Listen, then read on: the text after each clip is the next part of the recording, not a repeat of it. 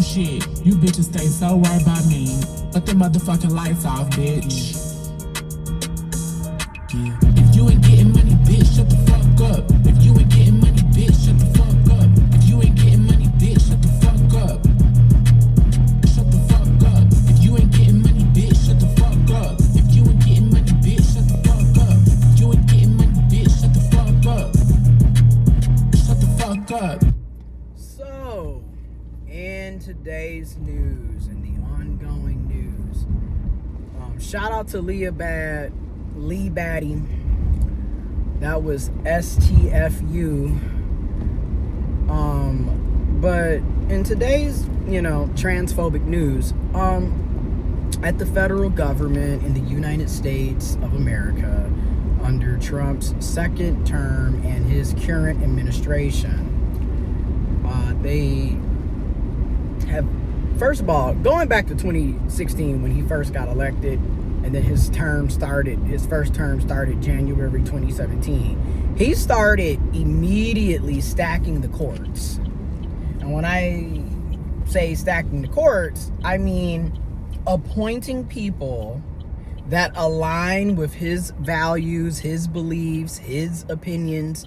So a lot of mega leaning people, a lot of ultra conservative leaning people, a lot of Christian nationalist ideology people, okay? And he stacked the courts. So everything from the U.S. courts to the district courts to the U.S. Supreme Courts, he stacked them with people that he appointed. So fast forward to 2026, here we are, second year of his second term as president. And what are we seeing? Transphobic policies, legislations, court decisions being passed, whether it's in people's local area, different individual states, as well as federally, at the federal level. So we had a U.S. District Court rule that out of West Virginia, information will be in the description below, a U.S. District Court out of West Virginia ruled that it was okay to ban transgender adults from receiving gender affirming care, receiving health care that affirms their gender, our gender. So then we get, now that's U.S. District Court out of West Virginia. Then we get to the other part of the federal government. March 11th, they finalized allowing ICE agents. Now make it make sense, right? ICE agents now have the jurisdiction to harass transgender people, to arrest transgender people, to detain transgender people. And then when you start looking at that, you're probably like, well, if you're an American citizen and you just happen to be trans, why would ICE be coming after you?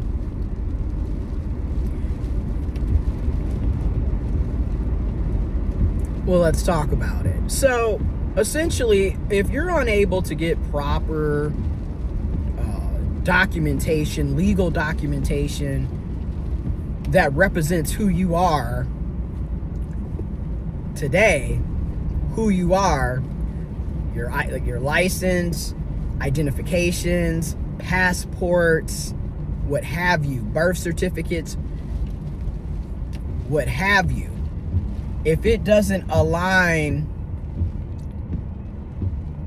with your sex assigned at birth, and you happen to be trans, or you happen to be intersex, they now are looking at that as fraudulent documentation, and ICE can arrest you for being fraudulent. That's under Trump. Second year, in his second term. Now in Kansas, at the state level, you know, I've talked about this already, but in Kansas at the state level, they banned transgender people in Kansas and from having driver's license identification if it does not align with the sex assigned at birth. And literally, previously, they could make these changes. Previously, it was allowed. And again, it's always only targeting transgender people, intersex people. And then you have similar legislation being passed in other states. So you've got New Hampshire, you have Iowa, Oklahoma. Information will be in the description box below. But all of this is happening and has been happening. The Limpkin Institute has already stated that transgender people in the USA are facing a genocide, but arguably transgender people across the world have been facing a genocide. But Limpkin Institute literally put out the third red flag, alarming people and letting them know this is genocide. You're literally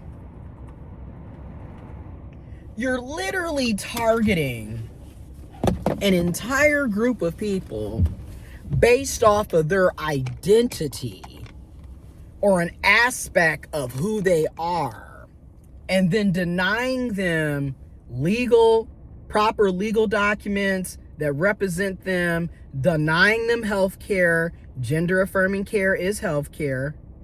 Denying passports, making it okay to discriminate against trans people when it comes to housing, transportation, medication,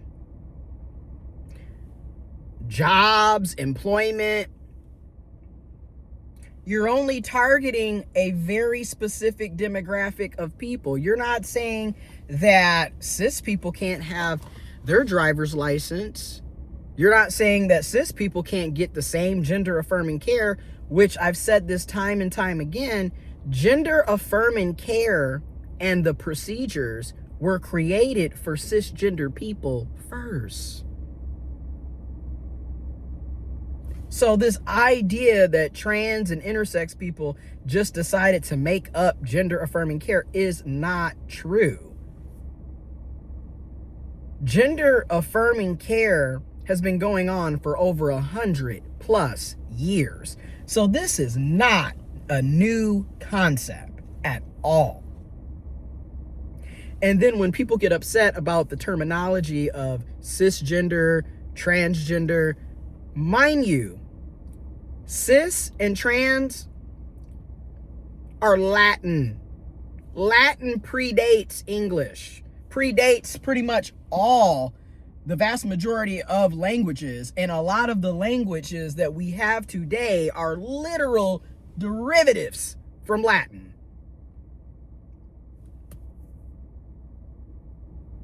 But of course, you know where I'm going with that. So you're targeting us, you're denying us.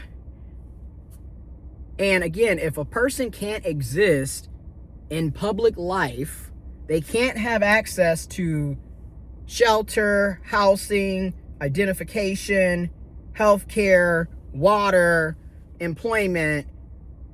They can't even drive in Kansas. Trans and intersex people cannot drive in Kansas. And if they do drive and get caught, they face going to jail because your license was revoked. You're driving without proper identification and with a revoked license, all because you are transgender and or intersex. can't go to the bathroom, can't play sports. You're targeting a specific demographic. And a lot of us in the transgender and intersex community are surrounded by cisgender people. Rather, they're your family, your friends, your co-workers, strangers, community members, romantic interests or partners, sex partners. And many of us are sitting back and wondering, why aren't you saying anything about what's going on? How come you're not speaking about what's going on? And even better yet, how come you're not checking in on me? You're not seeing how I'm feeling. You're not seeing how I'm doing. You're not offering any assistance, any support, any love. And in many cases, you're making our lives even more difficult. Because a lot of us are being gaslit. People have told us that we're snowflakes. It's not that serious. Oh, that can't happen. Oh, you're blowing it out of proportion. Oh, I don't do politics. What do you expect me to do? But these are supposed to be our family members. These are supposed to be our friends. These are supposed to be our romantic partners.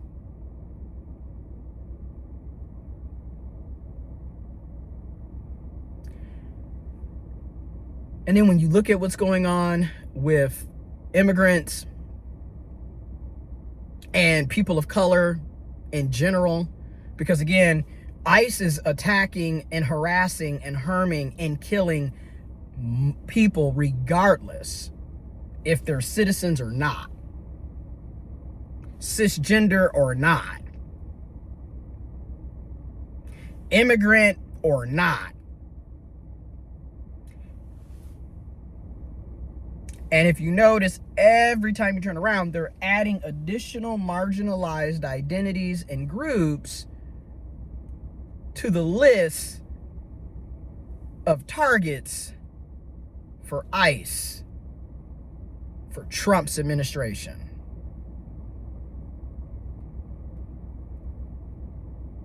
Meanwhile, the Epstein files have been out past couple of months now.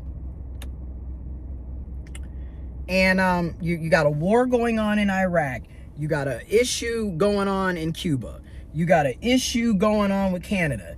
The USA is literally picking fights and battles with every country, it seems like. There are literal travel notices from other countries warning people to not travel to the USA, especially if you are a part of these marginalized identities, these marginalized groups. You're a person of color, you're Hispanic, you're Latino,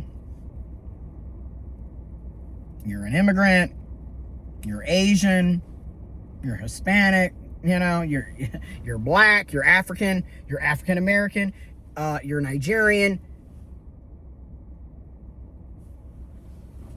you're a woman, you're LGBTQIA+, you're trans, you're intersex. They're literally warning people not to come here. These are travel notices because it's unsafe.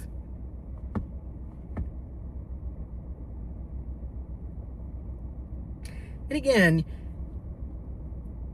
people don't care because a lot of people have the mindset, I'm not trans, so what does that have to do with me? I'm not an immigrant, so what does that have to do with me? I'm not a person of color, so what does that have to do with me? I'm not a woman, so what does that have to do with me? I'm not poor, so what does that have to do with me? And these are the very same people who claim to be friends, claim to be family, claim to be romantic partners, claim to be sexual partners with the people that they're saying don't matter because it's not directly impacting them.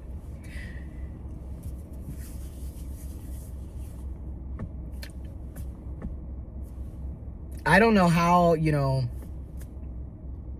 what more a lot of us can say or try to convey the message that you should care about other people outside of yourself. And also, what is going to happen when they come for you? Because as you can see, they're constantly adding different groups to the list of targets. So when we're all rounded up and getting harassed and being detained and beaten up and killed and everything else, because let's be real, these ICE detention centers are concentration camps. They're modern concentration camps. ICE is the modern Gestapo in the USA.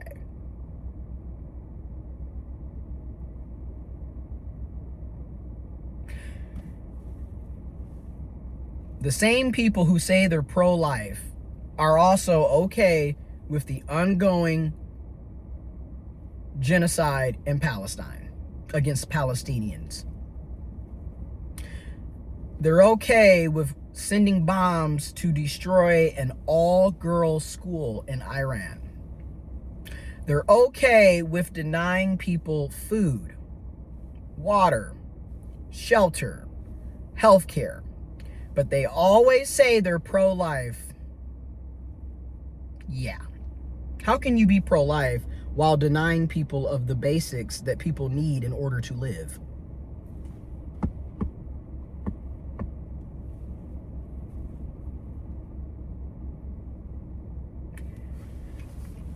Information is in the description box on what I am talking about. But yeah, a lot of us are tired. We're tired. And we're tired of having the same conversations with people that are actually in our lives who also don't care. So, yeah, Another thing that I've noticed, and this is not just because I'm intersex, not just because I'm trans, not just because I'm black, not just because I'm African American, not just because I'm working class, but in general, the very people who are always asking me for help, pouring their problems on me, expecting my emotional labor, my resources and support, have a very hard time reciprocating the effort and energy that I'm giving them back to me, but always requesting something from me. And I'm not the only one. Like I said, a lot of people can relate to what I'm saying, what I've been experiencing, what I'm going through. And it's so mind-boggling because it's always one-sided. It's always just straight up one-sided, not fair, double standards, hypocrisy.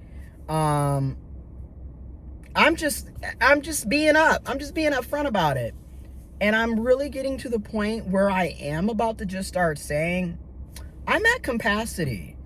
I'm not about to listen to what you have to say when you never listen to what I have to say.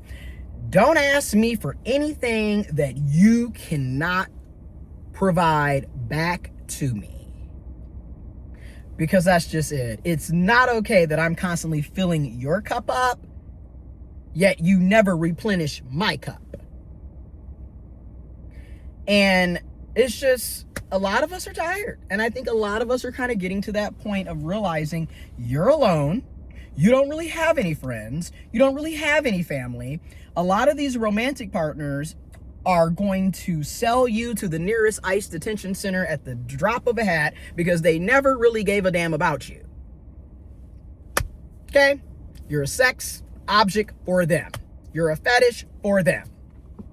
Because outside of that, a lot of us don't really have what you would consider a romantic relationship when you look at what's going on in these dynamics. Same thing with the friendships. Same thing with the kinships with family. It's like how is this beneficial to us at this point? And that's really where I'm at. Because why am I showing up, speaking up, providing resources, providing attention, providing a listening ear, providing love, etc. But yet when I need assistance, where is that at?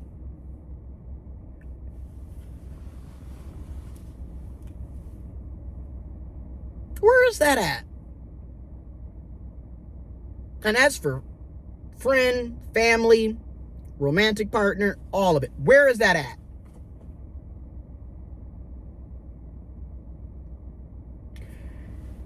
And, here it is. It's Friday, and I know we got a lot going on in my area. I organize and plan out a lot of events in our area, support a lot of local businesses, entrepreneurs, volunteering, the whole 9 yards. That's something that I've always done. And yet, are the people that benefit from my labor, from my resources, are they checking in to see how I'm doing while I'm literally a walking target? Absolutely not. And many of them voted for this to happen. But they smile in your face. Backstabbers. Anyways, I'm about to, as usual,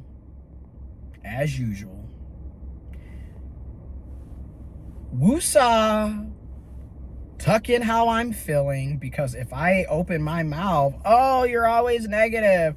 Oh, well, it's not that serious. So, you quickly realize, what's the point of talking to you when you don't care about what I'm talking about? What's the point of me sharing how I feel when you don't care? So, let me go in here and make sure family is good. But is family making sure I'm good? That's the question. And I'm just, really, the more and more I get older and I experience things, the more and more I see why people abandon their families, cut people off, and are not interested in these romantic relationships. I get it. Because it's what are you getting out of it? If it's always going to be you sacrificing and compromising, going without and accepting the bare minimum. Because why do I have to do everything and you do nothing?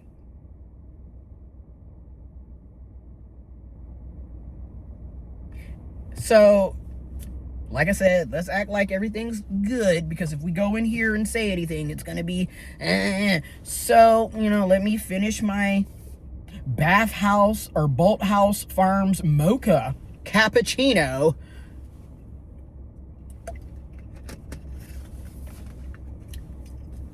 And check in with family before I have to head back to make sure that these programs and events that are going on this evening and tonight are ran correctly.